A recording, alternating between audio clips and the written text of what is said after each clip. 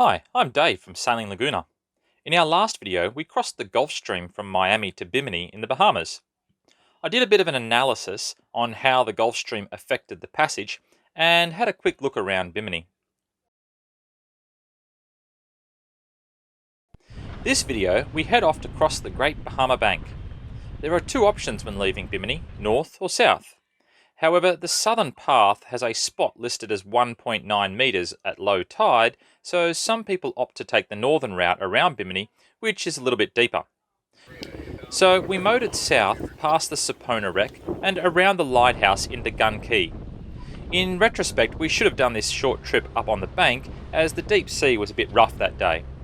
Speaking of rough, a heavy-duty pair of waterproof sandals are a good idea for the jagged limestone rocks of the Bahamas. Oh dear. He's not happy. Yep. Well, he's a big fella, isn't he? Yeah, he is. Yeah. Wonder how long he can play this game where he comes out. So here we go. Till he gets my finger. What have we found, Campbell? Stingray was just annoying to I can't go snorkeling. Yeah, you're not quite happy yet to swim with a stingray. The stingrays are so well trained at Gun Key that they will come up to you looking for food handouts. Of course, that wasn't too good for Campbell, who wanted to go snorkeling. If you do come to Gun Key, it can be difficult getting the anchor to set, but there's a good sandbar just off to the east. Yeah.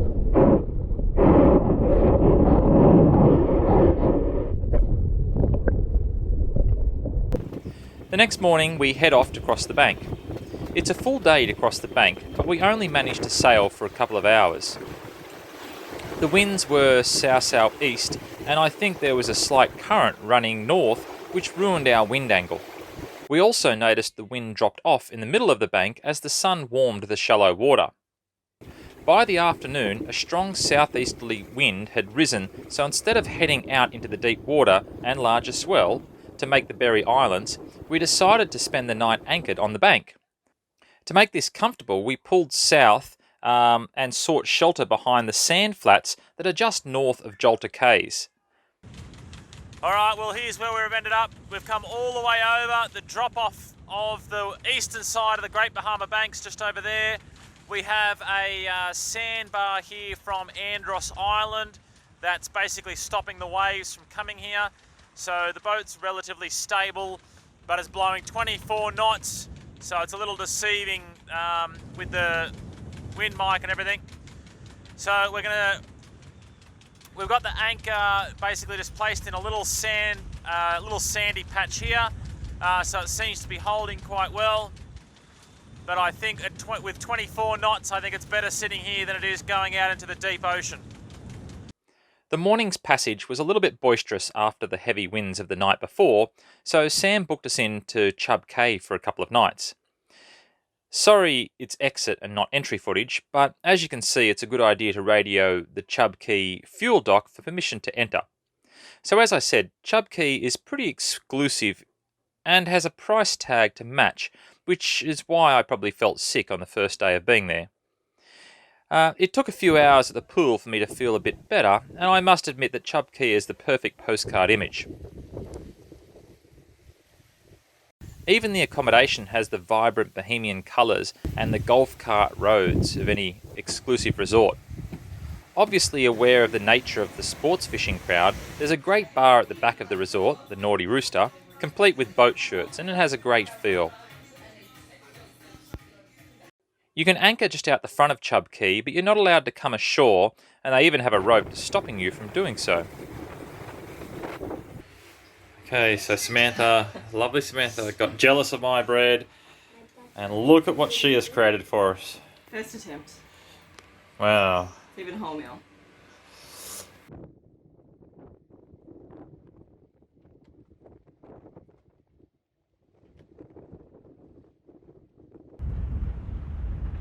Well, we came out of Chub Key into around about a 15 knot southeasterly breeze or thereabouts.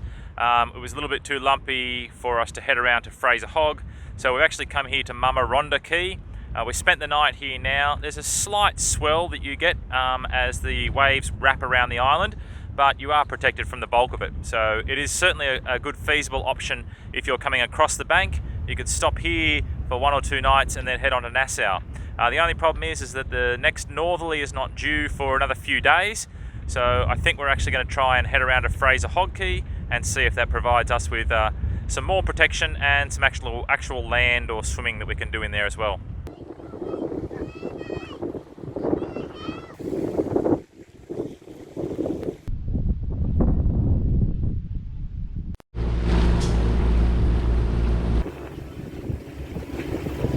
With a few more days of bad weather coming up, we decided to head up into the berries and go through Frazer's Hog Key to see what it was like up there.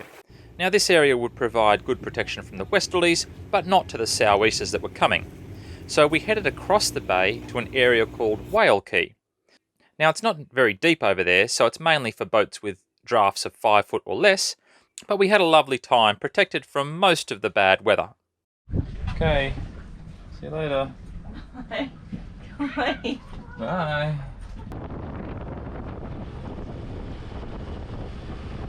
Cooper, what did we see when we came in? A lot of stingrays. Yeah, lots of stingrays here in the sand flats. They did, because there's a baby and grown up. There's baby and... The boys are a little bit wary of the lizards. I'm not. He is. This is the road on Whale Cay. I think it's called Whale Cay. And that was our little hidey hole. So how are we going to remember that that's where the track is? Well, we could just follow it down there. Don't really have to walk up there. I got bad news for you. Oh, God. We've got to walk up there. No. Lizard! Ugh! Doesn't move. That is a nice view out there. Wow, Who look in at the that. world destroyed this church? Well, I'd say it probably just fell into ruins. We could make a spy back. It says something over there. Oh my God, that's about full. Oh wow. Hey Cooper, Yeah? did you remember your thongs? Sort of. No, we forgot thongs. But what have you found there? Well, you found these thongs. This one's not in that bad condition. This one had a hole in it, so I found this. What are you doing that for, Cooper? So if anyone else parks their tender down there, walks up and is gonna go look at the church that's like over there, Crocs. There's free cocks for them to use so they don't get sore feet.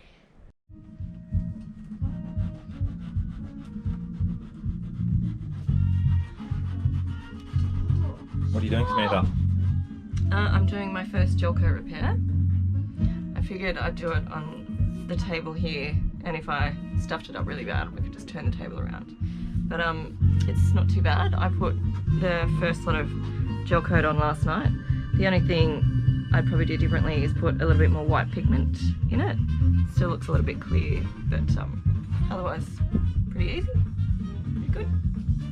Well, even with the dead cat mic on here, I don't know how it's going to work with this wind. We were planning on going to Nassau yesterday, but when we woke up at 3 a.m. in the morning, the weather was just a little bit wrong side of the line that we draw in the sand.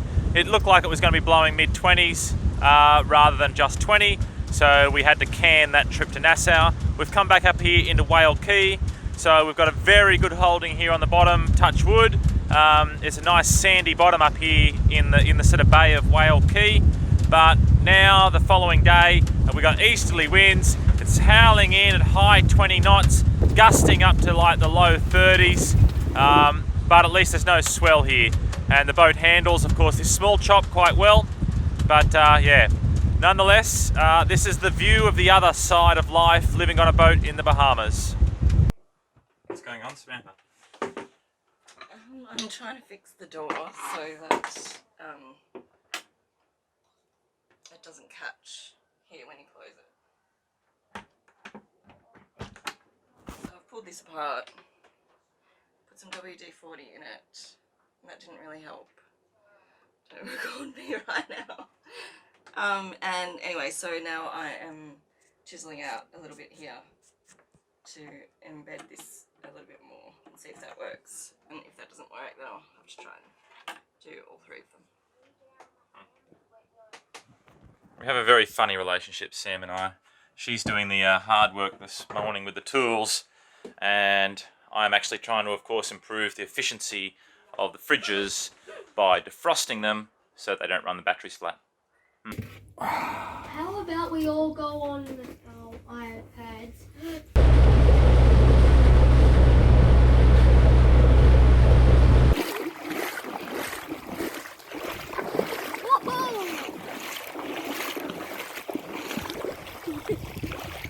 Cooper, did you ever think you'd be chasing a shark? No, I thought the sharks would be chasing me.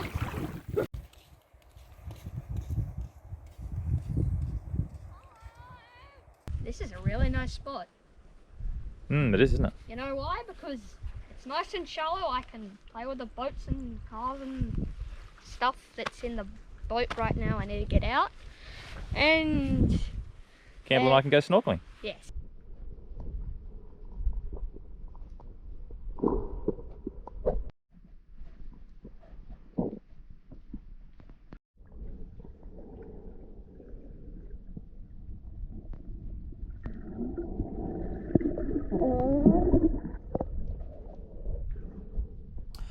Not wanting to beat directly into the southeast trade winds, we were kind of stuck in the Berry Islands for just over a week.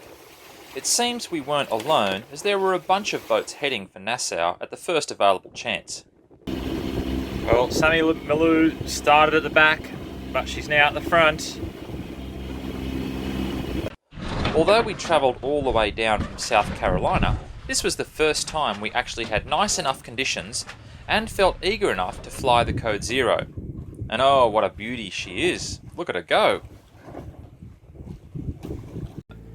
We radioed Nassau Harbour Control and asked for permission to enter, which isn't too much of a problem these days since there aren't any cruise ships around. We saw about 15 cruise ships on the AIS anchored off the northern end of the Great Bahama Bank. While in Nassau, we stayed a couple of nights at the Bay Street Marina, which have some nice facilities such as a pool, a gym, laundry and restaurant right there dockside, and Sammy Malou actually got us a cheaper rate than what's advertised on their website. We used our time in Nassau to provision, mainly at Super Value, which seems a little bit more budget than Solomon's. We visited a few marine stores which were really well stocked, similar to West Marine, but the real reason we spent 4 days here was that while I was doing engine checks in the Berries, I noticed a leaky exhaust elbow. I took it to Mike's Stainless Steel, and after a few days he had it all welded up. I also noticed a leaky raw water pump just before we were going to head off to the Exumas, and I was able to pick up a new seal at Albert's. And of course I've now found all of the spares that the previous owners left on the boat as well. The last night in town we anchored out. There's a few options for this, but I'd recommend option 1. Or Atoll Island it's also close by, and it's probably a far more idyllic anchorage, and you can always just dinghy back into town. I don't have any free dinghy dock options for you, but you could have lunch at the poop deck and do some running around on the same trip. I'll have some le poop and fries for the children, please. Of course, the marinas in town will allow you to pull your dinghy up at a price. Is that some poop bread? Le poupe.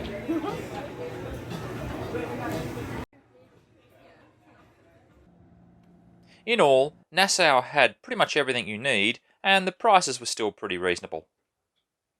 We then headed off for the Exumas, which was a pretty uneventful motor sail into the sou'easter. But we'll cover the Exumas next period. As usual, please make sure you subscribe.